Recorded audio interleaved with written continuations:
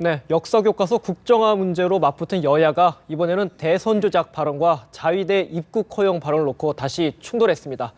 바람 잘 날 없는 정치권 이슈, 황장수 미래경영연구소장, 박용진 전 새정치민주연합 대변인 모시고 얘기 나누겠습니다. 네, 어서 오십시오. 안녕하세요. 예, 그저께죠. 강동원 새정치민주연합 강동원 의원의 대정부 질의 발언이 또 정치권에 파장을 일으키고 있는데 뭐 관련 리포트도 봤습니다만 다시 한번 발언을 직접 한번 들어보고 대담 시작하겠습니다. 제18대 대선은 가장 악질적이고 조직적인 관권 선거 부정선거였습니다. 자, 새누리당이 십자군 알바단을 운영해서 부정선거를 자행했습니다. 지난 대선에 대한 우리 당의 입장은 지금까지 정립이 되어 있는 것이고 또 그 전혀 변함이 없습니다. 강동원 의원의 그 질의가 당의 어떤 입장하고는 무관한 거다라는 것을 이미 우리 당이 밝혔고요.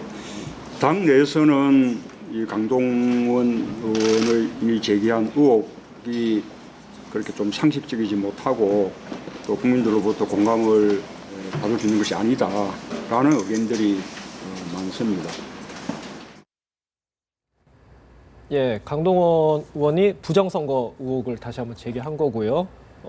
이제 그거에 대해서 파장이 너무 커진 상황에서 문재인 대표가 상식적이지 못하다 이렇게 좀 선을 그었는데 이 문제는 먼저 제가 박용진 전 대변인께 질문드려야 될 것 같습니다. 어떻게 보십니까? 지난 대통령 선거에서 국정원을 비롯한 국가선거기관에 의해서 혹은 이제 박근혜 후보를 지지하는 일부 세력에 의해서 어쨌든 불법 선거 운동이 있었다라고 하는 건 검찰의 수사를 통해서 확인이 됐고 법원에서 재판 과정을 통해서 또 다시 한번 확인이 되었습니다. 그러나 강동원 의원이 지금 얘기하신 건 뭐냐면 그런 불법 선거 운동이 있었습니다를 넘어서서요. 선거관리위원회가 관리하는 선거 개표 과정 전체와 관련해서 문제 제기를 한 거예요. 이거는 선거 운동이 불법이냐 합법이냐를 뛰어넘어서 선거 결과가 뒤집힌 것으로 이야기를 하는 거라서 이것은 분명한 팩트와 분명한 이 증거가 있지 않으면 주장하기 어려운 상황이거든요.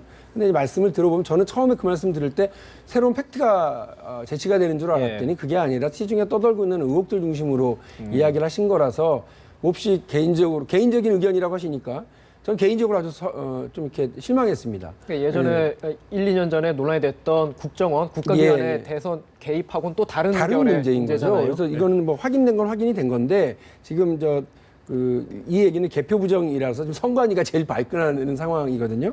그래서 답답한 건 뭐냐면 이게 어쨌든 대정부 질의니까 원내대표를 중심으로 해서 원내대표단이 사전에 질의를 좀 확인했을 텐데 왜 사전에 막지 못했을까라고 하는 아쉬움이 하나 있고요.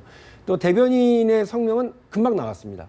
그래서 개인의 의견이고 당과는 전혀 관계없다라고 하는 의견이 딱 나오긴 했는데 그와 동시에 좀 그에 따른 조치 사항이 좀 같이 있었으면 이렇게 일이 커지지 않았을 텐데 하는 아쉬움이 있고요. 그래서 당이 단순히 개인 의견이다라고만 넘어갈 문제가 아니라 그런 개인 의견의 표출이 당에게 부담이 되고 국민들에게 실망을 주게 될 경우엔 당에서 좀 과감한 조치가 있어야 되는 거 아니냐는 생각을 하고 있습니다.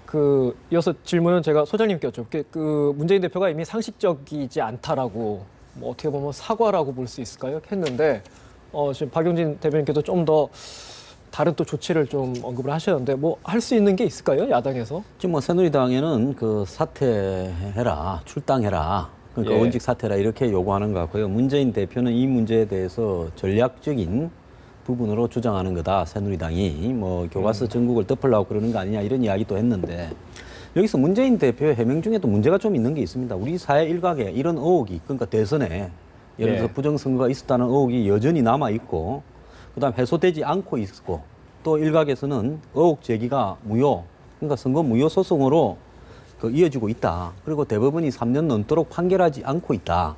이러니까 이런 소리들이 나온 거 아니겠느냐. 이런 이유로 하는 단서를 달았어요. 그런데 이런 단서가 저는 무의미하다고 봅니다. 문재인 대표가 여전히 본인이 거기에 대해서 예를 들어서 의혹을 가지고 있는가. 안 그러면 본인이 승복을 했잖아요. 그럼 승복을 했으면 승복을 했기 때문에 이런 이야기를 할 필요가 없는 거죠. 예를 들어 대선이 끝나고 나면 우리 사회 각가지 층에서 그런 문제를 제기할 수 네. 있습니다. 2000년 미국의 그 부시하고 엘고어 선거에서요. 플로리다에서 그 선거인단 29개나 되는 제일 큰 선거구인데 거기에서 예를 들어 이 천공에 의한 구멍 뚫어서 하는 그런 부분에서 제대로 개표가 안 됐다. 그래서 엘고어 진영에서 36일 동안 성복을 하지 않고 수개표를 했죠. 요구를 했죠. 그런데 대법원에서 그런 부분이 이유가 없다라고 나오니까 깨끗하게 미국 국민의 단합과 민주주의 가치를 위해서 성복한다라고 하고 그 뒤에 한 번도 이런 문제가 문제된 적이 없어요. 정상적인 선진 국가에서 이런 문제를 성복한 다음에 제기하는 쪽이 있다면 그 사람은 정치 생명이 끝날 겁니다. 그렇기 때문에 문재인 대표가 이 문제에 대해서 언급을 할 때 예를 들어서 뭐 사퇴나 출당은 과하다 이런 이야기는 할 수 있겠어요. 예를 들어서 야당의 대표로서. 그렇지만은 그런 이야기를 하면서 투표 그 의혹이 일각에서 제기되고 있고 그런 맥락에서 했다라는 말을 굳이 소개하는 것은 본인이 어떤 생각을 가지고 있기 때문에 소개하는가, 본인도 일각에서 그런 마음을 가지고 있는가 이런 부분이고요. 그다음에 아까 뭐 시발단 문제 때문에 마치 의혹이 제기된 것처럼 하는데 강동원 의원이 제기한 의혹은 시발단 문제가 본질이 아니라 투표소에서 예를 들어서 개표가 제기되기 전에 그러니까 이 개표가 진행되었다. 더 나아가가지고 투표함이 이동하고 있는 중에도 개표가 되었다. 이런 5가지, 즉 개표에 대해서 조작이 있었다는 의혹이 제기된 거거든요. 그래서 이런 부분들은 솔직히 말하면 증거 없이 제기하기에는 지나치게 위험한 부분이고 이런 말을 했다 그러면 본인의 정치 생명을 걸고 해야죠. 저는 사퇴하는 것이 맞다고 봅니다. 그 문재인 대표의 아까 어떻게 보면 사과도 미흡했다, 깔끔하지 못했다. 그렇죠. 그 얘기하시는 부분에 거죠. 대해서 본인이 하실 이야기를 하면 되는데 사회에 이런 의혹을 제기하고 있고 대법원에서 의혹이 제기되고 있다. 이런 말을 굳이 더 보탤 필요가 없는 거죠. 예, 어쨌든 뭐 야당으로서는 참 손발이 안 맞아서 이제 고생스러운데 이게 국정화 교과서 문제 때문에 지금 뭐 어쨌든 그 총력을 좀 기울이고 있는 상황인데 이렇게 여당이 반격. 게다가 또 뭐 청와대는 때를 놓치지 않는 기민함을 보이더라고요. 미국에서, 워싱턴에서. 예, 워싱턴에서 또 이걸 또 뭐 굳이 발표해가지고 이렇게 앞장서고 있던데 어쨌든 이런 빌미를 제공한 경우에 야당이 좀 그때 좀 기민하고 좀 빠르게 움직이고 어제 그 대변인의 그 성명을 발표했을 때 곧바로 그 원내 부대표단 정도를 이렇게 사퇴시키도록 하는 이런 정도가 같이 수반됐어야 되는데 그걸 이제 이틀에 걸쳐서 이렇게 하는 것 때문에 약간 뭐 미숙한 조치가 된 거 아니냐 이런 생각입니다. 좀 제가 다시 되돌려서 한번 예. 질문 드릴게요. 그럼 야당은 이제 야권에 계셨으니까 야당은 왜 이렇게 선거 때마다 이런 돌출 발언 이런 게 좀 잦은 것 같은데 이렇게 손발이 안 맞다고 표현하셨는데 손발이 안 맞는 이유가 왜 그렇습니까? 저번 총선 때도 김용민 말 파문이 있었고요. 예, 일단 뭐 야당은 어쨌든 비판적인 인식들을 많이 가지고 있죠. 사회 현상이라든지 예. 아니면 정권에 대해서 당연히 야당이니까 비판적 시각들을 갖는데 새누리당하고 비교해 보면 어떤 그 정당의 문화 차이가 좀 있는 것 같아요. 그러니까 재밌는 건요. 그 새누리당의 의원들 전체가 다 국정화 교과서에 찬성한다고 저 생각하지 않습니다. 그런데 그 와중에서 어쨌든 똘똘 뭉쳐서 그 반대 의견이 있는 사람은 가만히 있잖아요. 뭐 청와대가 무섭기도 하고 김무성 대표가 무섭기도 하고 그럴 수도 있겠습니다만 어쨌든 이견을 잘 제출하지 않으니까 전면전이 붙었을 때는. 그런데 야당 같은 경우는 만일에요. 노무현 대통령이 국정화를 지시했다고 치자고요. 그러면 아마 그 당시 열린우리당 발칵 뒤집어졌을 거예요. 그러니까 그만치 자기의 의견과 정책 소신 이런 것들을 아주 선명하게 드러내는 것이 일반화된 문화이거든요. 그러니까 국회의원 개개인이 또 이야기를 하다 보니까 아마 제가 알기로도 강동원 의원이 이런 식의 질의를 하겠다고 하는 것에 대해서 원내 지도부 쪽에서도 알고 있었던 것 같습니다. 그러니까 좀 제지를 제지를 못한 했다고 거네. 기자들 네. 말에 의하면 제지를 했는데 듣지 않았다라고 해요. 그러니까 무슨 말씀이냐면 각각 개개인이 헌법기관이다라고 하는 이야기, 내가 책임지면 된다라고 하는 생각, 이런 그리고 말씀드린 비판적 의식, 소신 있는 발언 이런 것들이 자신의 이런 것들을 숨기지 않는 문화가 있어요. 그래서 당론이 정해져도 계속해서 이견을 제출하는 예. 그런 모습들이 있어서 그런 면에서는 어쨌든 좀 그 결정난 상황에 있어서 함께 움직이고 또 예. 전체를 위해서 본인의 몫을 조금은 죽여주는 이런 전체 오케스트라와 같은 이런 모습을 좀 보여줄 필요가 있겠다는 생각입니다. 네. 뭐 헌법기관이라 하더라도 좀 대정부 질문에서 발언하기에는 좀 근거가 조금 미약하다 이런 지적은 좀 있는 것 같아요. 저는 이것이 단순한 그 정당 문화의 문제가 아니라요. 민주주의의 기초 원리에 대한 그 부정이라고 생각합니다. 민주주의라는 것은 대의민주주의 아닙니까? 결국 대표를 뽑아서 그 사람을 하여금 이 정치를 하게 하는 건데 그것은 선거에서 과반수에 얻은 사람에 대한 승복이 그것이 핵심이죠. 근데 이 결과에 대해서 승복을 하지 않는다는 것은 이 다른 어떤 정책에 대해서 이견이 나오는 문제하고는 차원이 다른 결과적으로 이 대한민국에서 국회의원을 할 자격이 없는 분이라고 저는 보고 있습니다. 그리고 여기서 중요한 것은 새누리당에도 유승민 그 예를 들어서 정두원 이런 분이 이 교과서 문제에 대해서 문제 제기를 하고 있어요. 그래서 정당의 문화가 아니라 예를 들어서 이분이 결국은 민주주의의 본인이 민주주의의 대의민주주의의 국회의원 선거에 의해서 뽑힌 분이 자신은 자기가 국회의원이 된 것은 인정하면서 한마디로 대통령 선거 그보다 더 큰 선거에서 다수를 얻은 사람에 대해서 부정하는 것이죠. 알겠습니다. 뭐 강동원 의원 발언에 대해서는 뭐 좀 여야를 떠나서 좀 온도 차는 있는데 좀 부적절했다 이런 지적이 많은 것 같아서 이 정도로 정리를 하면 될 것 같고요. 또 다른 좀 발언이 논란이 되는 발언이 하나 있습니다. 이 부분은 좀 판단이 조금 애매한 부분 같기도 한데 일단 황교안 국무총리 어제 대정부 질문 답변에서 나온 발언이거든요. 좀 다시 들어보겠습니다. 한국의 거류민이 말이죠. 지금 37,000명, 일본 거류민 37,000명 있어요. 한국에. 제가 수치를 얼마 했습니까? 모를까 여기서 37,000명 이야기해 드렸어요. 37,000명 정도 거류하고 있는데 혹시 유사시에 그 거류민들의 신변에 위협이 된다 했을 때 일본 군이 한반도에 한국에 진출을 하려고 할 때 어떻게 하시겠어요?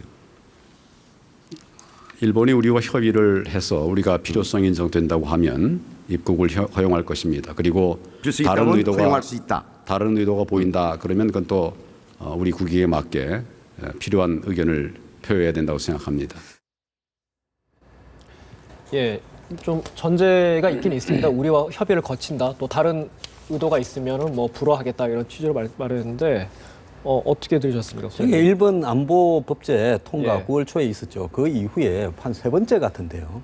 굉장히 있을 수 없는 어떤 극단적인 상황을 가정해가지고 예. 예를 들어서 저런 질의를 해서 그 말 중에서 일본이 한반도에 진입하는 부분에 대해서 예를 들어서 찬성했다. 이렇게 지금 선동하는 부분에 그 악의적인 질문이라고 생각합니다. 좀 유도성 질문에 들어가보다. 그렇죠. 예. 그 당한 것도 아니고 당연히 황교안 총리는 할 수 있는 말을 했고 앞으로 10번 저런 말을 묻더라도 똑같이 답할 수밖에 없어요. 왜 그런가 하면요. 앞에 전제가 뭔가 하면 한반도 유사시 내지는 위기 상황입니다.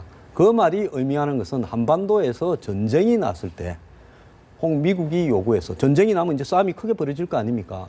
한국군이 북한군에 대응해서 싸울 때 예. 만약에 힘이 좀 받쳐서 우리가 좀 밀려서 예를 들어서 미군이 일본군이라도 좀 부르자 이렇게 했을 때 어떻게 하겠느냐? 그럴 때 한국이 판단을 해서 그렇게 할 만하면 하겠다. 내지는 전쟁이 나서 일본 국민들이 뭐 죽어가는데 일본군이 그 사람들을 갖다가 일본이 대피시키겠다고 헬기를 보낸다거나 이럴 때 자위대가 오면 어떻게 하겠냐. 그럴 때 대부분 나라에서 전쟁이 나서 자국 국민들을 예를 들어서 피난시킬 때 허용을 하죠. 그래서 이런 것들을 가정해가지고 물어서 앞뒤 거두절미하고 저렇게 이야기하는 것은 결국은 일본의 안보법제 통과가 집단적 자위권, 즉 미국하고 연결되는 부분이고 그런 부분이 결국은 친일처럼 이렇게 보여지도록 하기 위해서 저 발언을 한 겁니다. 저 발언의 배후에 또 더 있어요. 지금 일본하고 진행되고 있는 공개, 비공개 협상 내용을 다 밝혀라 이런 겁니다. 네. 즉 11월 1일 날 일본 언론에서 보도가 났죠. 한일 정상회담이 생길 수 있다. 왜? 그때 한중일 정상회담, 삼국 정상회담이 열리니까 아베 총리가 한국에 처음으로 오지 않습니까? 된 뒤에. 그리고 박근혜 대통령 출범 이후에 아베하고 아직 회담도 안 하고 있어요. 일본 총리가 온 김에 한중일 정상회담만 하고 그럼 한일 정상회담은 안 할 겁니까? 이런 부분들을 알면서요. 저렇게 말을 하는 겁니다. 결국 저 논리는 지금 국사 교과서 논리에서 친일 문제 이런 부분들을 부각시켜서 역사적인 어떤 문제로 끌고 가려고 민족주의를 자극하려고 하는 고도로 계산된 발언이라고 봅니다. 참 단도직입 정리하자면 황교안 총리의 발언은 어떤 원칙론적인 답변일 뿐이고 특별히 뭐 의미를 뭐 비판적 시각으로 보기는 좀 어렵다. 우리가 전쟁을 하다가 북한에 만약에 밀린다면 일본뿐만 아니라 우리를 도와주겠다는 나라 어느 나라도 다 불러야죠. 네, 알겠습니다. 그 야당의 반응은 지금 소장님 해석과는 좀 사뭇 다르게 굉장히 격양돼 있거든요. 오늘 긴급 의원총회까지 열어가지고 황교안 총리가 일본 자위대의 한반도 진출 가능성을 시사했다. 이렇게까지 해석하고 있는데 어떻게 보세요? 그러니까 황 소장님 말씀이 일견 뭐 일리가 없는 건 아닙니다만 국민들도 그렇게 생각하실까요? 그러니까 우리 국민들이 일본 군대가 우리 한반도에 들어오는 거, 진주하는 것에 대해서 저렇게 여유 있게 생각하지는 않는 것 같아요. 왜냐하면 그 일본에 의해서 군사적으로 정치적으로 강점됐었던 시기를 거쳤고요. 그 이후에도 일본이 한반도에 대한 강점에 대해서 진정하게 사과하고 배상하고 이런 사후 조치를 제대로 하고 있지 않은 상황에서 단순한 외국 군대, 우리를 돕겠다고 하는 외국 군대 수준으로 바라볼 수가 없는 거죠. 따라서 일본이 저런 안보법을 개정하는 과정에서 우리가 상당히 우려했던 부분이 바로 이 부분이라서 무슨 뭐 큰 의도를 가지고 뭐 미리 함정 파놓고 몰아가는 게 아니라 아니 예. 그런 걸 여러 번 하고 그랬으면 황 총리도 그걸 정확하게 알아서 의도를 알아가지고 하셔야지 대답을 이렇게 막혀버리면 안 되는 아니, 거죠. 이 질문이 그러니까 예전에는 세 뭐라고 번째. 그랬느냐면 그러니까 정확하게 말씀드리면 절제돼 가지고 나온 그 정부의 반응은 뭐였느냐면 우리의 허락 없이는 할 수 없다였어요. 근데 지금 황 총리는 뭐였느냐면 뭐 우리 검토를 하겠습니다만 허용하겠습니다로 끝이 난 거죠. 그러니까 말의 뉘앙스가 다르고 또 아다르고 어다른 거 아니겠습니까? 그러니까 이 부분에 대해서 야당으로서는 그렇게 해서는 안 된다고 했고 총리실에서도 아차차 한 거죠. 그렇기 때문에 입장을 다시 냈어요. 그러니까 지금 뭐 우리 황 소장님처럼 총리실은 느긋하게 생각하지 않고 100번 물어라 나 똑같이 대답할란다 이렇게 한 게 아니라 아이고 이거는 내 진위는 이런 겁니다라고 다시 냈거든요. 그러니까 황 총리 저는 가장 낮게 생각하면 황 총리가 제대로 준비를 하지 않은 채로 이 부분에 대해서 그냥 앞뒤를 좀 바꿔서 얘기한 실언 정도로 볼 수 있겠다. 그러나 더 이제 만일에 이 문제를 심각하게 보면 우리가 전시작전 통제권이 없잖아요. 예. 그러니까 우리의 의견보다는 미군의 의도와 이미 미국의 의도는 중국을 봉쇄하기 위해서 한미일 군사 동맹 체제를 강화시키겠다. 거기에 한 축인 일본을 좀 세게 역할을 할 수 있도록 노력하겠다라고 하는 거였거든요. 그래서 일본과 한국과의 마찰도 좀 그만 싸워라 이러면서 일본 쪽을 두둔하는 기세가 있었던 거 아니겠습니까? 근데 전시작전 통제권이 없는 상태에서 이런 유사시 상황, 말씀하신 전쟁 상황이 벌어졌을 때 우리 의견이라고 하는 게 크게 반영되지 못할 가능성에 대한 우려가 상당히 크고요. 미군에 의한 군사적 필요성이 있으면 한국 국민들이 갖고 있는 여러 우려와 정서적인 불편함 이런 것들이 무시된 채 일본이 한반도에 주둔하거나 진출할 수 있는 상황들이 벌어지는 건 옳지 않죠. 그래서 그런 상황 있기 전까지는 저는 대답에 대해서 좀 분명하게 절제되게 계속 하셔야지 한국의 총리가 이 부분에 대해서 아무렇지도 않은 듯이 얘기하는 거 옳지 않다. 자, 그런데 여기서 지적을 중요한 분명히 해야 된다고 것은요. 봅니다. 예를 들어서 이 국회의원이라는 분이 국회에서 총리를 앞에 놓고 물을 때 한반도의 유사시, 위기 상황시 이렇게 표현을 썼지만은 전쟁이 났을 때 이야기 아닙니까? 그때 이 필요하다면 일본군의 진입을 허용할 것인가 해서 황 총리가 당연한 소리를 했죠. 판단해보고 필요하면 그럴 수도 있다라고 한 겁니다. 자, 전쟁이 나서 쉽게 이야기합시다. 뭐 전시작전권 이야기할 것도 없고요. 미국 이야기할 것도 없고 전쟁이 나서 북한이 남침을 했습니다. 우리가 점령당할 것 같으면 우리를 돕겠다는 사람은 일본군이 아니라 전 세계 어디든지도 불러서 도움을 받아야죠. 자, 그러면 일본군 부르지 말고 점령되기를 원하십니까? 저 말씀을 제가 이렇게 물으면 우리 박 대답해도 되죠? 대변인께서 어떻게 대답하겠어요? 그건 그러니까 극단적인 상황을 가정해서 대답하는 거라고 예. 하지 않겠습니까? 마찬가지로 대답할게요. 강창일 의원도 극단적인 상황을 가정해서 예. 황 총리한테 물은 거예요. 유도성 질문이다 말씀 계속 하시는 건데. 대한제국 말기에요. 이른바 고종과 민비가 그런 판단을 하신 거예요. 그래서 그 이른바 동학혁명이 이제 벌어지고 동학 농민군들이 사냥으로 밀고 올 기세가 그러니까 어떻게 했어요? 청군 불러들였죠. 일본군 진출하게 됐죠. 잠시만요. 그러니까 이렇게 해서 우리나라 강점의 경우로 가게 된 거란 말이에요. 그런 과정에 대해서 알고 있는 우리 국민들, 똑똑한 우리 국민들은 황 소장님처럼 느긋하게 아무나 불러라 이렇게 얘기하지 못하는 거예요. 따라서 말씀하신 것처럼 우리 국가의 어려운 상황이 된 것에 대해서 여러 가지 판단을 해야 되겠습니다만 지금 말씀하신 것처럼 그냥 쉽게 아니 일본군도 불러야죠 이렇게 쉽게 얘기할 수 있는 상황은 아닐 거예요. 그때 쉽게 물은 것도 아니고 바로 100년 전에 황 벌어졌던 총리가 그 말했던 내용을 여기서 전부 소개를 하면 쉽게 답한 내용도 예. 아닙니다. 그런데 앞뒤 맥락만 다 아니 그러니까 황 총리 답은 제가 그럴 수도 말씀드린 있다라는 것처럼 내용만 강조해서 실언이었을 지금 수 문제를 있다고 삼고 제가 있는 전제를 거예요. 했잖아요. 네. 그런데 황 소장님은 황 총리보다 지금 더 심한 말씀을 하신 거예요. 그것 때문에 제가 말씀을 드리는 거예요. 알겠습니다. 두 분 아니 질문한 의도가 그런 거기 때문에 그렇게 답을 할 수밖에 없는 거죠. 우리 국민들 누가 일본 군대가 우리나라에 들어오는 걸 자, 전쟁이 나서 이 중요한 사람이 지금 판단인 물을 때 거죠? 강창일 의원이 별로 동의하기가 전쟁이 나서 어려워요. 북한군이 남침을 했을 때 어떻게 하겠느냐. 일본군을 갖다가 불러야 될 상황이 되면 그때는 어떻게 하겠느냐. 그래 물은 거 아닙니까? 아니, 강창일 의원은 전쟁 상황에서 북한군을 상대하기 위한 일본군을 얘기한 게 아니에요. 위기 상황이나 그러면 급변 시가 어떤 그러니까 상황입니까? 이야기를 해보세요. 북한하고 전쟁을 하기 위한 일본군을 들어오는 문제를 얘기한 건 아니에요. 알겠습니다. 아니 위기 상황이나 예. 급변 시에 외국군이 들어올 상황이 그거 말고 뭐가 있는지 이야기를 해보세요. 알겠습니다. 거류민에 대한 보호 얘기를 한 거잖아요. 잠시만요. 그러니까 다른 황교안- 문제예요. 다만 황 소장님이 말씀하신 건 너무 오바해서 얘기를 하고 있다. 일단 이 지적을 제가 그 하는 발언만 보면 황 총리 발언은 어떻게 보면은 지금 소장님 말씀처럼 교과서적인 원칙적인 발언으로 들릴 수도 있고, 다만 그 대변인님 지적처럼 이게 좀 일본에 대한 우리의 독특한 감정과는 좀 거리가 있을 수도 있고, 이 정도 선에서 좀 정리하도록 하겠습니다. 요건 이제 발언은 아니고요. 좀 행동이 조금 문제가 되는 행동인데요. 좀 이제 논란이 있습니다. 최문순 강원지사가 본회의 도중에 경기도의회 본회의 도중에 쓰러졌는데요. 그 장면 다시 한번 보겠습니다. 강원도 개발 공사를 비롯해서 강원도 출연 기간이 몇 개소이죠? 답 저기 있어요. 보시거든요. 그 앞에 답 있으니까 거기 앞에서 보시면 돼요. 화면. 지사님. 네네. 앞에 보시고 답변하시면 된다고요. 네, 잠시 정회를 하겠습니다.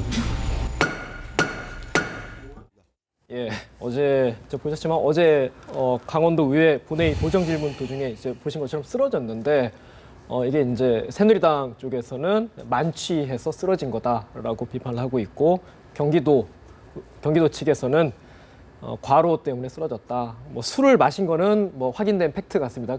오찬 때 마신 것 같고, 제가 일정을 좀 봐보니까 최문순 지사가 11일에 전국체전 있었고 12일에 세계 산불총회, 그리고 13일에는 국회를 방문했습니다. 그리고 논란이 됐던 어제 경기도의회 본회의 직전에 외빈 오찬이 있었습니다. 그 자리에서 반주가 좀 오간 것 같은데 먼저 어떻게 봐야 되겠습니까? 일단 다 맞는 말 같습니다. 그러니까 일단 과로가 있었던 것 같고요. 예. 그리고 어쨌든 오찬에 반주가 좀 과하셨던 것도 같고요. 예. 또 같이 기자 생활을 했었던 고참들 얘기 들어보면 최 지사가 기자 생활할 때에도 술 못해가지고 아주 곤혹스러웠던 경우가 많았다고 하고요. 그러니까 술도 약한 분이 피로한 상태에서 과하게 이제 반주를 하신 건 맞는 것 같습니다. 그럼 이제 그 다음이 문제죠. 그러니까 저는 첫 번째 지적하고 싶은 건, 저는 잘했다고 얘기할 생각이 전혀 없습니다. 첫 번째로는 새누리당이 야당인 지역입니다. 그러니까 새누리당이 한 40명 중에서 거의 한 30명 이상을 차지하고 있는 지역. 네. 압도적인 이제 여소야대인 거죠. 그럼 좀 겁도 나고 그럴 거 아닙니까? 그러면 좀 술을 좀 자제하셨어야 된다. 이게 첫 번째고요. 두 번째로 술이 좀 지나쳐 버렸다. 이거 어떡하지? 그럼 빨리 판단해서 새누리당의 양해 구하고, 이것도 이제 도정의 일환이었거든요. 점심 때 중국 대표단과 오찬하는 것도 공개 일정이고 도정의 일환이었는데, 이때 이런 일이 불가피한 상황이 벌어져서 죄송합니다 의장님, 그리고 죄송합니다 새누리당 원내대표단님, 이렇게 얘기하고 행정부지사나 정무부지사 이런 분들이 참석해서 대신 이제 질의응답을 할 수 있도록 했으면 좋았을 것을, 그 정도로 했으면 그때 비판은 좀 들었겠죠. 아니 말이야 지사께서 그러시면 되냐고, 그 정도 들었을 것을 제가 그 자리에 서서 이렇게 하시다가 보이지 말아야 될 모습까지 보인 것까지는 맞다. 그렇다고 또 새누리당 이때가 기회다 이러고 막 사퇴해라 이렇게 몰아가는 건 좀 적절한가 싶기는 해요. 최문순 지사가 오늘 병가를 냈더라고요. 하루 병가를 냈고 내일 다시 이제 이 신상 발언을 통해서 사과 발언을 할 예정이라고 깨끗하게 합니다. 사과하신 게 맞다고. 사과하면 일단 정리는 될 걸로 보시는 사과하면 정리해야 될 문제고요. 다만 해명하는 과정에서 과로나 스트레스가 누적되었다라고 발표할 게 아니라요. 과로나 스트레스는 지사나 의원들이나 이런 분들한테는 항상 누적되는 거 아닙니까? 누구나 내가 술을 못 하는데 업무상 술을 하다 보니까 이렇게 됐다. 자, 위암, 간암, 백혈병 걸려서 시한부 생명이 있는 분이 마지막에 칼에 맞아 죽었으면 그분이 어떻게 돌아가신 겁니까? 마지막 사인이요. 칼 맞아 돌아가신 거죠. 그렇기 때문에 이 변명할 거 없습니다. 그냥 내가 술도 못 하는 사람이 손님을 맞이해서 공무상 술을 하다가 과해서 기절했다. 이렇게 이야기하고 사과하면 되는 겁니다. 예, 알겠습니다. 어떻게 보면 좀 해프닝성일 수도 있는데 좀 워낙 뜨겁게 지금 논란이 되고 있어서 마지막으로 한번 다뤄봤습니다. 예, 오늘 대담은 여기까지 나누고요. 예, 지금까지 황장수 미래경영연구소장 그리고 박용진 전 새정치민주연합 대변인 두 분과 얘기 나눴습니다. 오늘 말씀 고맙습니다.